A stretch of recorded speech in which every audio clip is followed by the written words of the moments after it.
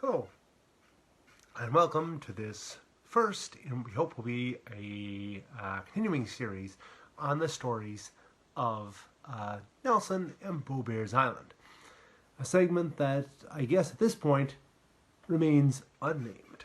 So, if you've got some names, I guess drop them in the comments below, along with any suggestions for future stories and other things that you might like to hear about. So today, we start on the shooting death of John O'Brien, September the 25th, 1888, on the Front Street in Nelson.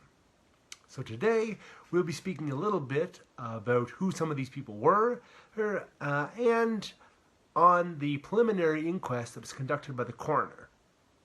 So, I guess a little bit of background to start off. I found this story last year, in 2019, when I was doing a project on the St. Patrick's Church and the building of St. Patrick's Church. So last year was the 125th anniversary of the opening of the new stone church in Nelson. I wanted to do a project to talk about what happened in the years between the burning of the wooden church in 1883 and the construction of the stone church in 1894. So in the process of doing that, I found that it was a little difficult, I guess, to find, I guess, to kind of confine the study to a strictly ecclesiastical sort of thing.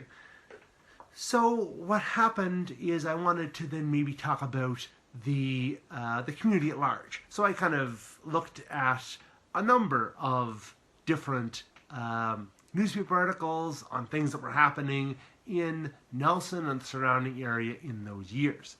So, one of the things I found was this matter. So I thought it was kind of interesting. I hope that it's something of interest to you, and like I say, I hope it piques your interest to come back again in the future.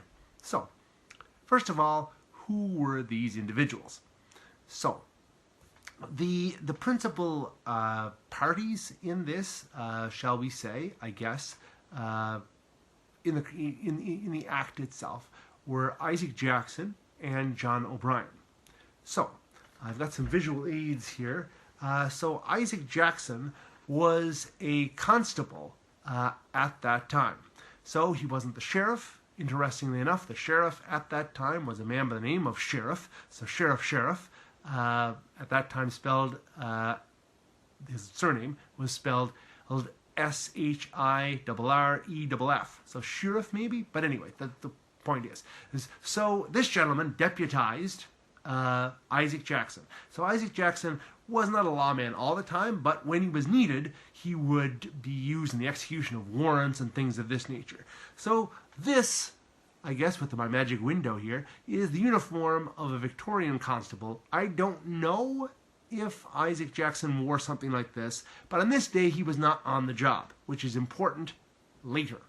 But anyway, this is it. My magic window here is going to help me out throughout this entire process with pictures that really are just meant to provide some sort of visual aid, and maybe are not necessarily indicative of the things, the exact things that I'm talking about.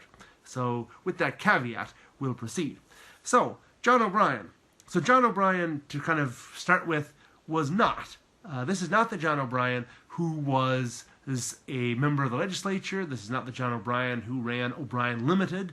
This was not the John O'Brien who was the father of Matt and Leonard O'Brien. This is a completely different individual. This gentleman worked in Rogersville, or lived in Rogersville and worked here.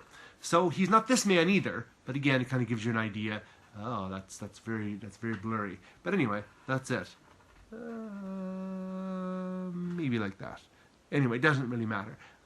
This is also a picture of a gentleman by the name of O'Brien that I found on the internet, which is probably a little bit nicer than the day laborer who we're talking about today. So, John O'Brien was, as I say, was a gentleman who worked here but lived in Rogersville. So, basically, these are the two principal actors in the matter at hand. However, there are a number of other main characters who spoke about what happened on that day, who were eyewitnesses.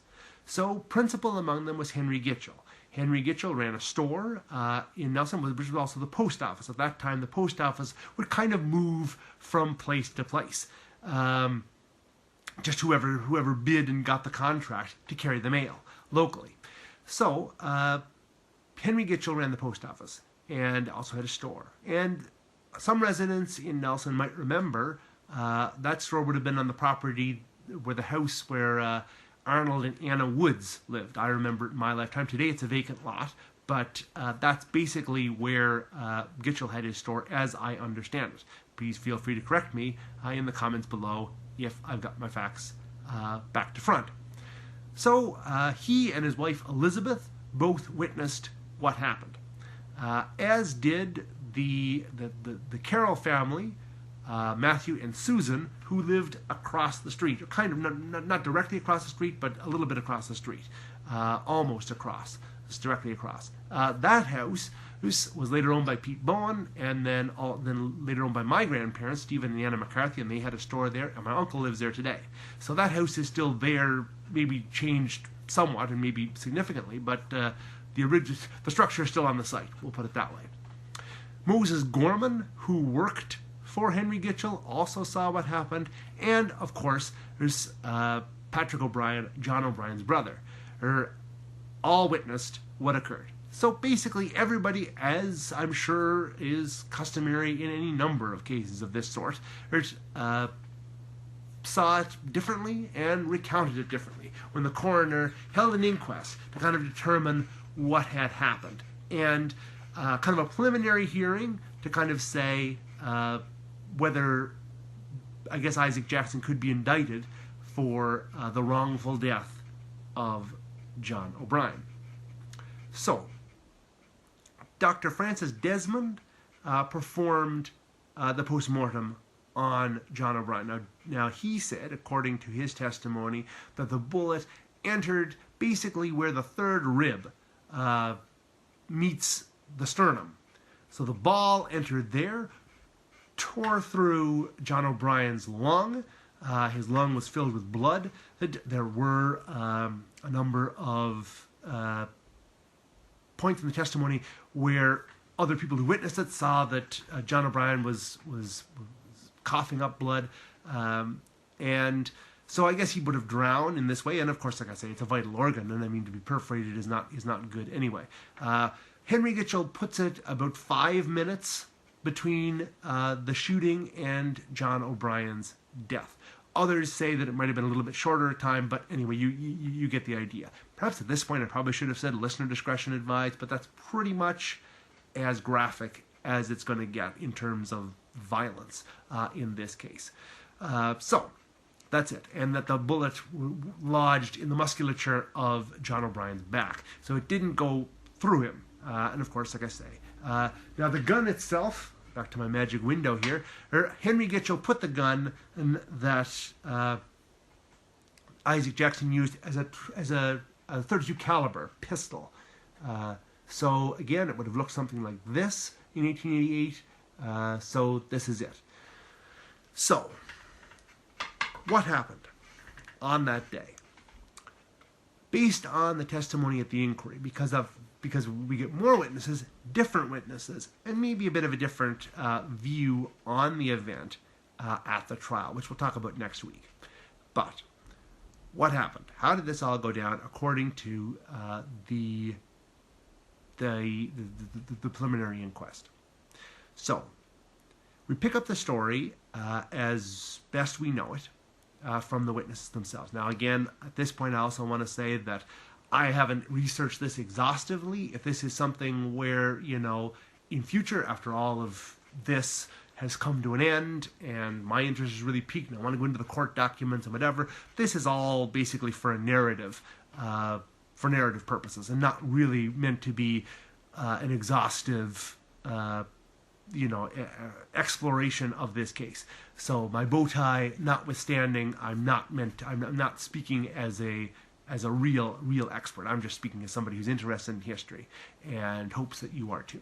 So with that out of the way, and with, again, caveats about the magic window and the images that I'll show you, That's it. So I kind of feel like the surgeon in Batman 1989. You seem to have to work with you.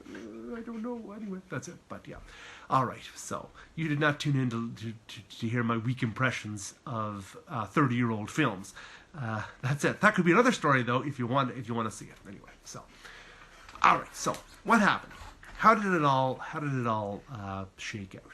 So Patrick O'Brien says that he and his brother left Chatham that morning and were on their way home. Now, he had said that he ran into Isaac Jackson earlier that day. Isaac Jackson had told him that George Burchell Jr. was looking for him. Maybe for a job. It's not really clear as to why George Burchell Jr. was looking for him. But what is clear is that it's I guess a misunderstanding. I mean, Patrick O'Brien says that it was an outright lie, but somewhere on that continuum, that's what happens. Because when Patrick O'Brien visits Burchell's mill and he stays there for about an hour, talking with different people and then eventually talking to George Burchell Jr., and George Burchell Jr. says, I was not looking for you. So this is it.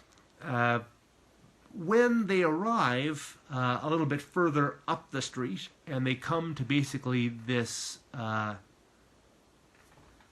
guess, I don't want to say nexus between, but I'll say nexus for lack of a better word, or the space between Gitchell's on one side of the street and Carroll's almost on the other, kind of slashways. He's across the street. This is kind of where all the stories kind of diverge.